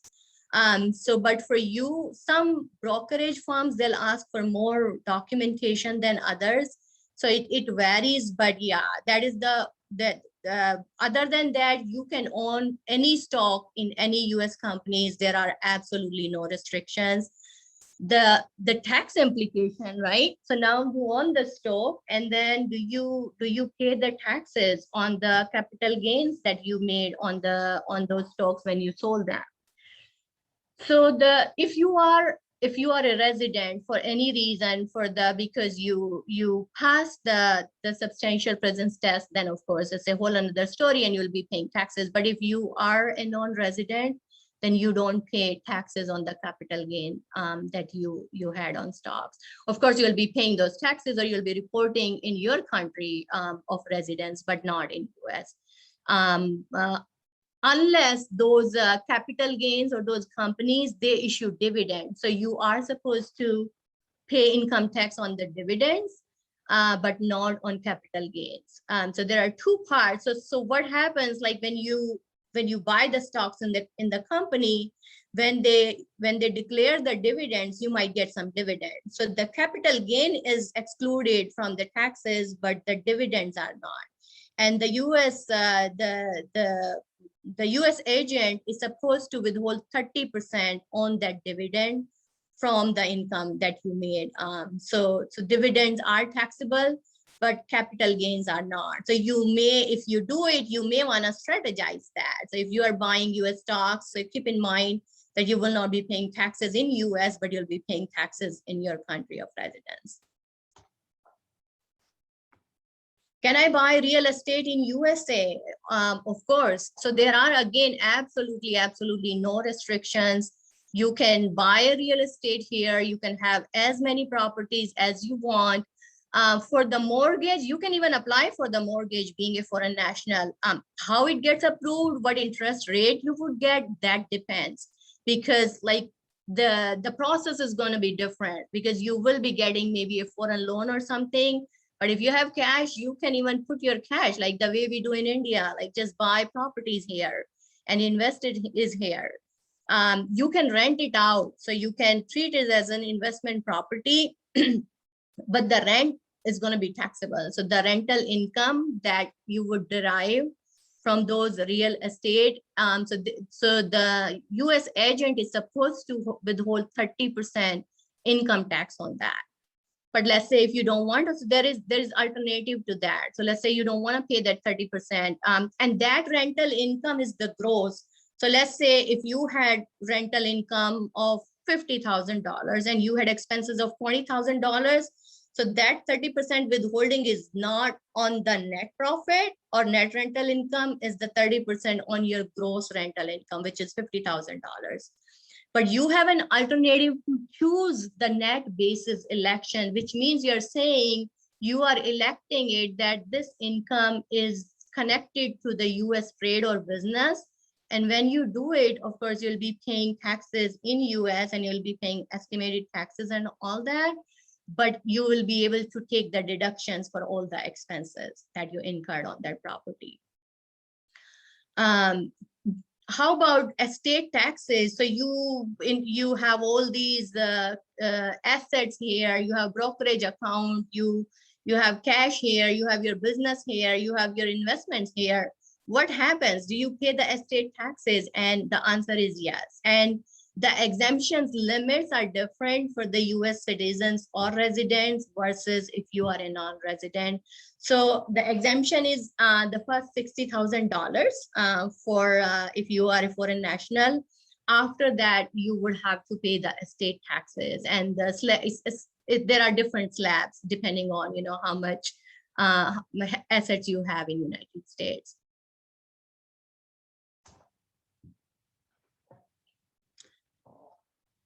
So now the next part is offshore business and professional opportunities. Can you, okay, you don't want to do all of that. You don't want to like open a company in US. You don't want to invest in real estate property. You don't want to invest in the stock market. Can you just be in India? Can you provide the services from India? And the answer is absolutely yes. And there are not too many complications on that. You can have your own practice and provide services here. You can just have an outsourced or office in India. So really, I mean, there are no kind of practical boundaries. Of course, it matters, how to, and then the real The real challenge is how you would get the clients. And of course, we'll talk about that, but legally, yes, you can provide outsourced services from India to United States, but then do you have to pay US taxes on that? And that depends.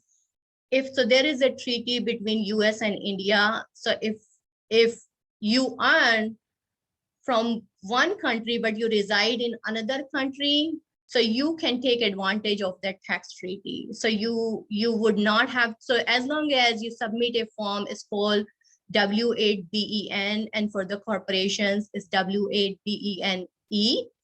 As long as you submit that form, there is not going to be any withholding. So you, in general, the US is supposed to withhold 30% on all the foreign income. But if you submit those forms, so basically by submitting those forms, you are establishing your residency status, saying, hey, I live in India, I'm a resident of India, and I'm going to be paying taxes in India.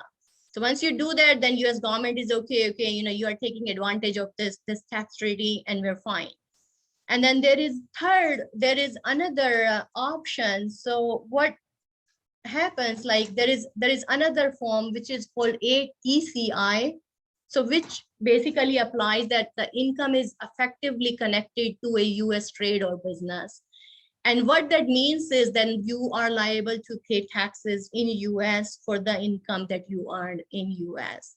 So now to answer the question, do I have to pay US taxes or do I have to file income tax return? It really depends. So one is if you submitted the form W-8-BEN or W-8-BENE, then no, you don't have to file, because you are telling US government that, hey, I'm going to be filing my taxes in India and I'm going to be paying taxes in India. The second is if you have completed form called 8ECI, then you would have to file income tax return in USA, because you did establish the fact that the income was connected to a US business or trade. So depending on what form you fill out and how you strategize your tax planning, that would depend whether you would file the income tax return in USA or not. Is there a double taxation? So because of the treaty between US and India, there is double taxation, but then you can get credit of that. So there are some areas where there is no double taxation, which means like if one country is taxing you on the income, then the other country is just letting it go. But then there are areas where if there is double taxation, then you can get credit of that. So you pay taxes in one country and then you apply for credit in another country. So I wanted to talk a little bit about this how the shift is taking place with these big four accounting firms, because they hold the majority of the market and they really dominate the market. And the shift is, and why I wanted to put it out there, because this gives our Indian chartered accountants a huge opportunity how they can provide the outsourced services. So for the audit and assurance, so that is a very regulated industry. So you have to have a CPA in order to provide those services. But the consulting services, you talk about any consulting services, you don't need any license or anything, and you can even provide those services from India. So just wanted to give you some data from the big four accounting firms. So Deloitte global revenue in 2020 was $47.6 billion. And when you look at the breakdown, the major revenue streams, consulting is about 19.8 billion US dollars and audit is $9.9 billion. So there was a time when these four consulting big accounting firms, they were known only for audits basically, but now see how the whole spectrum is kind of has been shifted. And the more revenue is coming from the consulting and advisory services, which actually opens a lot more opportunities for our Indian chartered accountants, because our Indian chartered accountants, they're so intelligent, they're so smart. So the only thing you need to learn is just a little bit about, that attitude, that communication, just be on the top of communication, writing skills definitely, and then presentation skills, because these big accounting firms, they have a niche in that. And when I say these, the big accounting firms, you really don't have to provide the outsourcing services just in accounting. Think of anything, like any areas, I would say.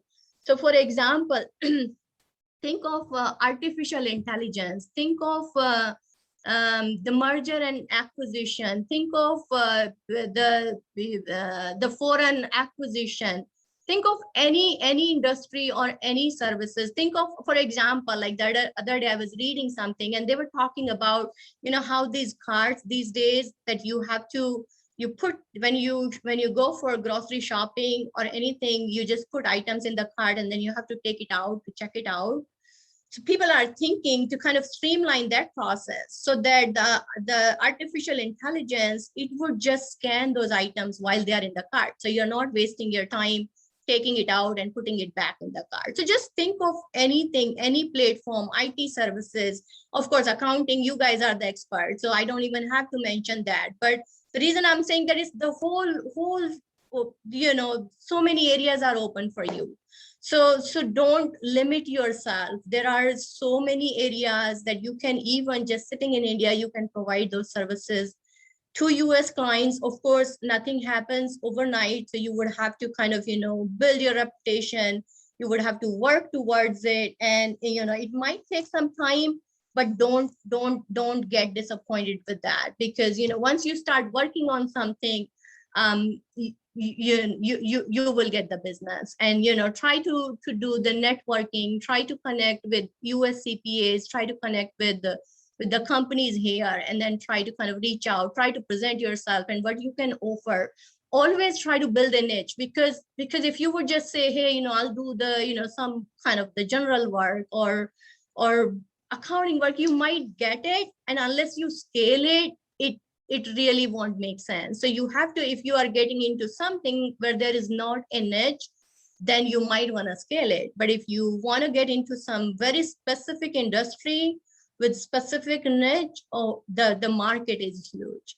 So with that, so you can see, US is a very, very big market and quite open to foreigners for business and investment opportunities. There are really no differences between the US citizens or US residents versus foreigners when it comes to investment and all that. So so I would say all you need to know is how to navigate the system, be compliant, and establish and sustain yourself in that economy. And if you do it, one piece of advice that I would give, that if you want to achieve something, put your 100% into it. Don't take shortcuts, work hard towards it. It will happen sooner or later.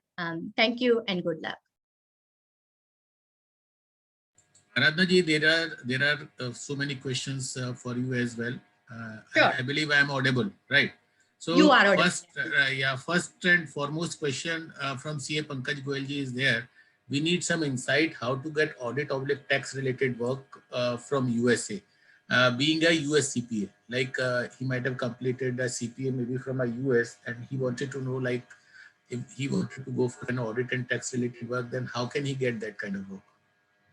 So definitely, so there are, so one is definitely big four accounting firms. So they do a lot of work is being outsourced from these big accounting firms to India, and especially like our chartered accountants who are chartered accountants as well as CPA. So they have an added advantage. So try to connect with, I would say, even with employees or people in these big four companies in US and also in India to see, how you can get that work. And there are different portals here. I would say LinkedIn, try to, even if you do search and if you say CPA groups and all that. So there are multiple groups that you can kind of join, because you are a US CPA, so you can be a part of those groups. And once you start doing it, of course, it would take time, but start building connections, because once people know you and they are comfortable, and as I mentioned before, in US people don't hire based on the degree, or they don't hire because we scored some really high in our exams. Because in India, I know we used to be so competitive. I remember back home, like if we do stand second in the class, I would have to hear something from our parents. So that's what it used to be. Here nobody, actually it is not even allowed to show the grades or anything to other students. So if I'm taking classes, nobody knows what marks I got. So going to your point, like, if you can show that you can provide those services, and of course, you have a CPA, so you do have the credentials. You just need to make connections and connect with the right people, especially in the industry where you're trying to find the work in. Ji, I believe you must have got the answer, as you are saying that you are a CPA and practicing in India. So I can add one thing. Aradhana ji has explained in a very well manner. But I can add one thing here. Definitely the social networking from the social website is important. But at the same time, if you want, then you can get registered yourself with a site which is called as a PCAOB. That is Public Company Accounting Oversight Board. And if you get registered there and if you fill up that form, then they empanel you, and at that time, in that case, what all the requirements are, whenever the companies are looking for, and your requirement is matching with the company's requirement, I'm sure you may get the opportunity on that basis also. Rana ji, one member is asking for, Akshay Gupta ji is asking for scope of doing CPA US for Indian practicing CAs. So I believe she has already explained the opportunities, which opportunities are there. You may be a tax practitioner there, you may be an audit practitioner there. So still, would you like to give some light on that, Aradhana ji? Sure. So yeah, again, I mean, the opportunities are huge. So if you do US CPAs, or if you are looking into doing US CPA, definitely it adds credentials to your existing credentials. And just to kind of give you kind of a general picture. So when we are chartered accountants and we come here, when I came here, being a chartered accountant, people knew that we know our stuff. We know accounting. We just don't become chartered accountants just like that, or by luck, or by anything else. We have to work hard and we understand the numbers. So even though they know that, but when you add your CPA credentials to it, it becomes kind of more, it has more demand, definitely. So I would say, yes, do it if you are a practicing chartered accountant in India. So it would add value to have a US CPA, and it will open the doors for you, even for the audit and assurance services. Because for the other services, like let's say audit, no, sorry, the taxation and consulting services, you don't have to have a CPA. But for audit and assurance, definitely. For taxation, so let me take it back. So for taxation, so the IRS, Internal Revenue Service, so until now, the requirements were very relaxed. So you could even prepare the income tax returns, and you didn't have to have credentials for that. But now they are going to tighten that, and there would be requirements coming if you want to do, if you want to practice in taxation, if you want to represent the tax clients, then there are going to be certain requirements. Aradhana ji, as we know, there are so many states and every state is having a different CPA. So one member, Akshay Gupta, is asking for which state should be better for registering for CPA in US. Like as you are in North Carolina, so there might be other states also. Yes. So it depends really. So there is a website called www.nasba.org, NASBA.org. And each state has different requirements here. So if you are trying to get your CPA exam, so although there is this uniform CPA exam conducted by AICPA, but the application process itself and the licensing part, it all goes to the state. And which state is better, depends on, each state is different really. There are some states that would have less requirements. And I remember UTAH used to be the one, and I'm not sure if it's still the case. So there were a couple of them where they had, because you have to have enough accounting credits so they call it BS here. So let's say in India, we call it BCom or something. So you have to have enough accounting credits, and each state has different requirements. So you can check on those websites to see which state requires what, and then you can decide which one to choose. One question CA Vishwanath Pai is asking Radnaji. He's saying, I read there is a state tax applicable when US shares are transmitted to the legal heirs on death of non-resident shareholder. Can you elaborate on that? So yes, so there are state taxes here. So as the system is very decentralized here, so even for your income tax and all that, so every time there is a tax, there is a state tax pretty much for everything. So sales tax is also levied by the state. So those inheritance taxes, they are levied by the state. So learning the state laws and compliances are very, very important, because there is this big umbrella like federal, but then there are states, then there are localities. So even some localities would levy taxes on that. So yes, the taxation part is kind of, it's a little bit complicated when it comes to state, but federal is kind of very, federal is just one law, but with state is, each state is different. Radnaji, one member from Kolkata, CA Vrinda Dalmia is asking for, I have cleared US CPA exam. Can I get the license there? So for license, again, it depends on the state that you want to get the license from. So, and each state's requirements are going to be different. So some state would ask for you to have some experience. And again, each state, one state might ask you have to have 400 hours in auditing, that many hours in accounting. Some state might be more lenient, and then the license could be different. Like some would give you the license only to have your name as a CPA, but you can't really practice, because you can't even just say that I'm a CPA unless you get the license. So just because you pass the exam doesn't give you the designation as a CPA by many states. So you would have to check the state laws to see what their requirements are. But yeah, each state has their own different requirements for licensing, and then you have to renew it every year. And again, for the renewal, you have to take CPE hours, and again, each state is different. Each state has different requirements.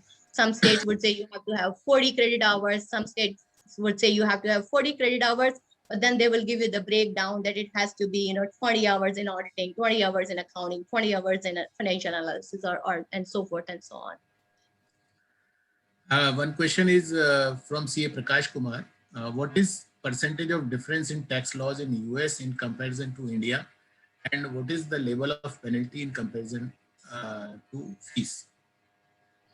So it's so I would at this point, so there were some changes in the US laws starting from 2018, and the corporation tax that used to be 35% flat, so they brought it down to 21%. And so which is, I think it's compared to India, and I don't know, I think in India it's probably 26% or something, but it seems like it's compared to India, it's pretty good here. So, and because they wanted to promote the businesses, the small businesses, the mid-sized businesses, and they wanted to promote the entrepreneurs, so they cut down the taxes. So again, but then again, there may be state taxes and all that. So it depends really. It's hard to say, because things may change, and things change very quickly in US. So now with the new administration, that might go up again. So, because this 21% would sunset in 2025. And then the new legislation may come, and then they may put back that 35%, or they may even bring it even down more. Who knows? So right now, I think the US taxation is very favorable at this point in time compared to, I can't really speak to any country, but in general, I would say right now the US taxation is kind of pretty attractive.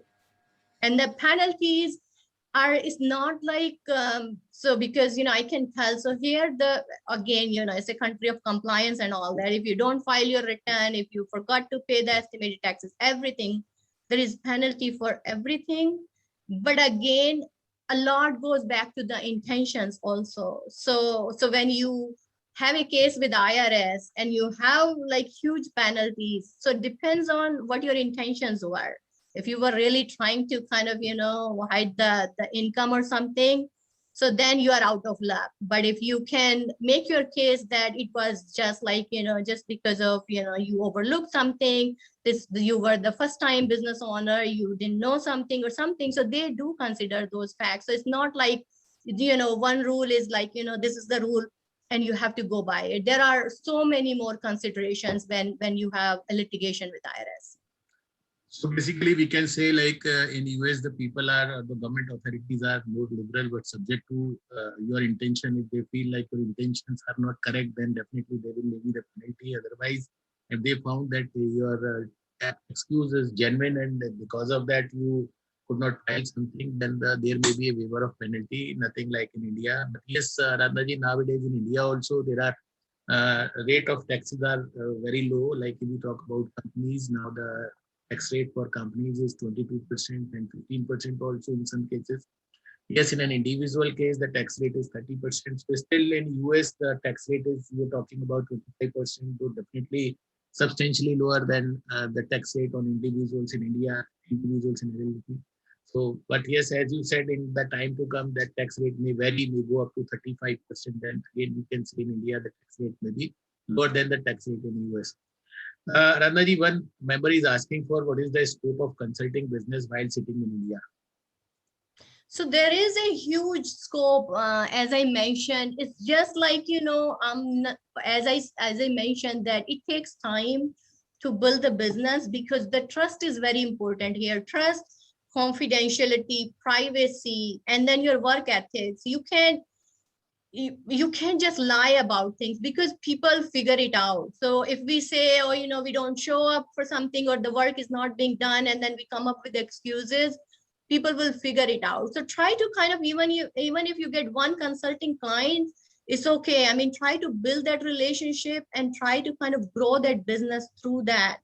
So everything takes time. Everything starts from zero and then, it grows, but you have to be really, really persistent.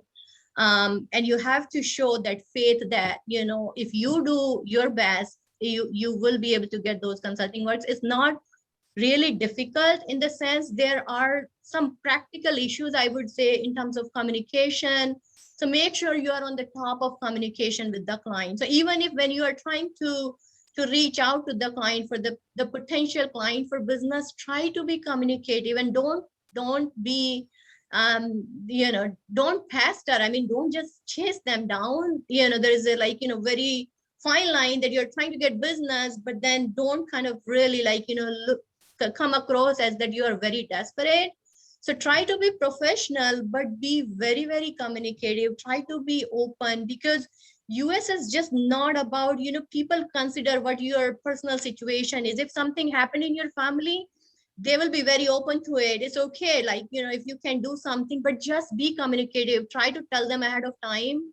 And or as soon as you know that this is what the situation is, and this is what you're expecting the outcome is going to be. And people are very, very considerate, but don't I would say just be honest in everything you do, and then it's not really difficult to get the business here. People are, it's not, in some countries they would say, oh, I want to give business to people of my, my skin, my race. Nothing like that. This country is very, very open, very, very embracing. And, the diversity is very, very important for people. Even the companies, they have to follow. So they have to have certain number of people from different backgrounds. So think about it. So you can't have just one race in the company. They have to show to the government that they have this much percentage of this race, this much percentage of this race, and all that. So given that it's very open, consulting business is a huge, huge market. I would say just kind of, be patient and work hard towards it. As you were mentioned in your very first slide, now even the Big Four are moving towards the consultancy, and you have given the figures also where there is a huge dip, substantial dip in audit and assurance services, and major increase is there in the consulting services. So in consulting, again, there are different areas, maybe merger and acquisition, maybe management consultancy. So what do you suggest? What is the best area of consultancy if someone would like to start consultancy in US? So US consulting is a very big industry here, really. So people even just to give you an example. So there is a huge market for personal coaching. And we learn those things from our grandparents, right? Get up early, pray, say positive things. And there is this huge consulting industry for that here, where they coach the big executives and they tell them, oh, get up at 4 o'clock, say these positive things to yourself, meditate for 10 minutes, and then do this. So it's just consulting is embedded in pretty much everything here. Business consulting can be people like, there is consulting business for time management here, and it's a huge industry, you would not believe. So they just teach you how to manage your time, how to be more organized. So these are just general areas. Very specifically, of course, the management consulting, definitely, how you coach your employees, how you work with your employees. You are a new first time manager. So being a manager here is different than being a manager in India or maybe, in some other countries, because when you're a manager, it means you have responsibility for managing people. It's not just the title. And when you do it for the first time, you want to make sure that you do it right, because everything comes from the experience. There are even coaching and consulting for those. And definitely, of course, financial consulting for personal financial consulting. There are consulting services for that. And then, of course, in our area, definitely, the big consulting, the accounting, consulting in accounting, consulting in finance, consulting in, in IT consulting is a huge area. So if anybody wants to get into that. So many, pretty much any industry you talk about it, you can pull a part of that as a consulting business. Narendra, as we all know that the calendar year in US is from January to December, and that is the year even for the taxability. So if any person is in US even for 31 days, and if he earns there, is he bound to, or if he doesn't earn anything there, even if he's there for 31 days, is he bound to file any tax return there? Any taxability on him? So the 31 days plus like the other, like, so for the previous years, so if he is there, and then, so if there is no income, then no. I mean, because even when you are a US citizen or resident, there is a threshold. So if you don't have income up to a certain level, then you don't have to file the income tax return. But once you are considered a resident, then yes, you would have to file. Once you're considered a resident plus you have income above that threshold, then you would have to file. And like in case if any software is being exported, rather it is being imported in US from India, so is there any taxability on that software subscription? So that depends. So that the taxability depends like where the services are being provided or where the product is being made, or the import duty and all that. So if that is already taken care of and you're just kind of exporting the software or service, then it's different. But if you are providing the services, then it would account for where the services are being performed. And based on that, then the taxation would come in place. So if they can determine that the services are being provided in USA, then you're liable for taxes. If it's established that the services are being provided outside of US, then again, all those, different areas that I discussed, then they come into the picture. How about this transfer pricing, which is applicable in India? So it is applicable in US also? It is applicable in US also. So yeah, so you have to have the transfer pricing done when you have two entities that are owned by the, that have the same ownership, and then there are business activities, yes. There is one question from one of the members from Melbourne. I think Yitindraji must be knowing him, Mr. Vimal Galot. He is asking for if someone wanted to invest from Australia and USA, then from compliance point of view, what all compliances are required? Now we are talking about investment from Australia to USA. So Mr. Galot wanted to know what all compliances are there. And he's referring this trade-free agreement also, which is there between Australia and US. Yatendraji is smiling after listening to this question. Namaste, Vimalji. As far as I understand, Australia, India is quite open. Whatever I learned from another day, anybody can invest in America. And Australia, of course, can invest anyway. So, Vimalji, by all means, You can invest in America. I don't see any problem, but I just want to say, even Americans are leaving America. I'm sorry, another year I have to sell Australia now. Even when Trump introduces a tax, and then even people rushing from America to Canada to just give up the citizenship of America. So just be careful, otherwise you will be paying a tax on Australian income in America. And one thing actually I wanted to say that when we get resume from a member in India, they write down their date of birth in resume. Please do not do so, because date of birth is very private in Australia. They can really steal your identity by having your date of birth. Never do so. And also don't write down in the bottom swearing to God that this is all correct and everything. Don't do that. Just make your simple resume. When I was talking about you can have 3 resume, just I forgot these 2 things, that please don't do that statement at the bottom, and don't put your date of birth. Definitely not. Radhaji, I believe most of the questions have been answered, and as far as what I understood, the opportunities for Indian CAs, either we talk about in job or we talk about in consulting or otherwise in any other area, I'm sure the members will get the opportunities. It's not a problem at all. What is important is your attitude, your temperament, and your willingness to learn. That is more important. And as far as one query was related to the trusted website for the purpose of investments in shares and for the bank for repatriation of money, I believe I will take the question. I will ask Radhanaji separately because the time is already have already crossed, and this meeting was there till 7 o'clock. And yes, this question from Gehloji was from Aradhana-ji. He has written there, my question to was for Aradhana-ji. So he wanted, like, if someone wanted to invest from Australia to US, then what all compliances are required? So Aradhana-ji, just give the quick answer of this question, and after that we will go to Shashikant Chandrakar-ji for his closing remark. After this webinar, and after definitely friends, we will be having subsequent sessions also on the same on relatively same topics where we will understand more and more. But we can take this question quickly, Aradhana. Sure. Yeah. So it's pretty much the same requirement. It really doesn't matter whether the investment is coming from India or Australia. So it's exactly the same requirements. It's very open market, and you can just invest from Australia, you can invest from India, or from anywhere else. So there is definitely no restriction on that. Does that answer your question?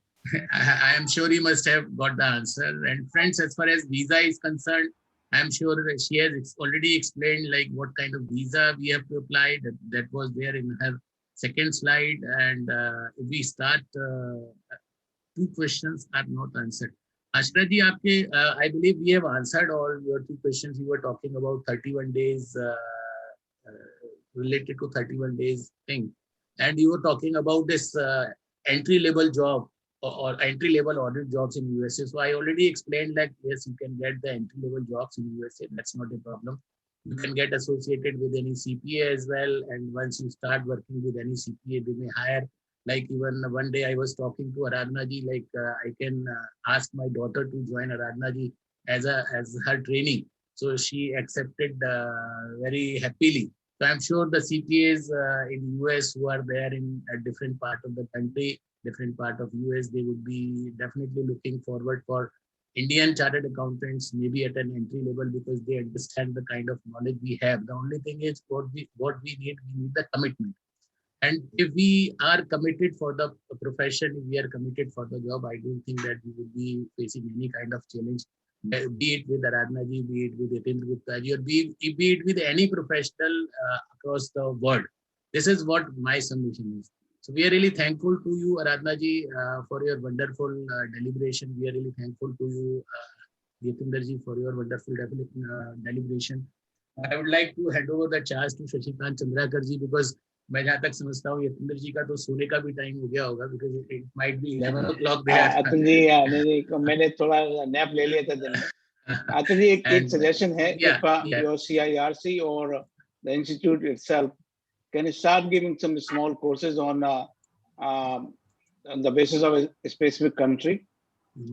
So, say for example, on Australia, America, they can give a small introduction, so intro, medium, advanced type of courses, which will truly help our member when they are migrating. Sir, we are ready, It's sir. just a suggestion. We are ready at CIRC level, sir. On behalf of the chairman CIRC, I can assure you, but we would be needing your guidance, like what should be the curriculum for that, and how many days program should be there, because nowadays there is a virtual, there is a possibility of virtual program only. So we can go for 2 hours every day. So if you can just share the curriculum and all, and we don't mind, we will launch it very soon. Maybe by the end of this month, or maybe in the first week of June. We don't mind. We are ready to serve the profession, and we are ready to serve the members of the Or profession. let's have a chat offline, and then see how we can help our members Sure, truly, sir. Sure, sir. not Sure, just sir. simple talk. Yeah, yeah. Because it will be a kind of workshop for all our professional brothers Exactly. and sisters, and they would be learning a lot, and they would be availing the benefit. So again, over to Shashikant Chandrakar ji for his concluding remark and for end of the session. Over to Shashikant Chandrakar ji. Thank you, Atul Agrawal sir, and really it was a very wonderful session for the investment opportunities and business opportunities and professional opportunities abroad, especially at Australia and US. And friends, this is all over from CIRC side. In the first phase of the such type of program, we are planned with many more programs for investment and professional opportunities abroad. As rightly mentioned by Atul Agrawal sir, that we are planning for the Arab countries and other nearby opportunities available in the abroad, and our chapters, we will take the help of our chapters and our members settled abroad for such type of information. And I hope that everybody who has joined this program has benefited a lot, and all the queries in their minds about opportunities in Australia and US has been cleared by this deliberation. And as such, for formal vote of thanks, I would like to uh, convey my sincere gratitude towards CA Yatinder Gupta sir from Australia, and CA Aradhna Agrawal ma'am from US for their valuable time they have spared for our members and giving a very wonderful knowledge for investment opportunities and professional opportunities. I especially thank to CA Atul Agrawal ji, who has taken all the pen to organize this program. And at the last but not the least, all the attendees who have attended this program, and because without you, we cannot get a success in such type of programs. And I would also like to thank for logistic support for the staff of the CIRC who have arranged this platform for virtual meetings. Uh, thank you very much for this program. Thank you, Atul sir. Thank you, Atinder sir. Thank you. Madam, Thank you, thank you. everyone, sir. Thank you, Aradhana ji. Thank you, Yatindra ji. Thank you, Thank Shashi you. bhai, Thank and the Yeah, entire thank you, team Atul. CIRC and the attendees. Thank you, sir. So should I end? Yes. Khan Bhaiya.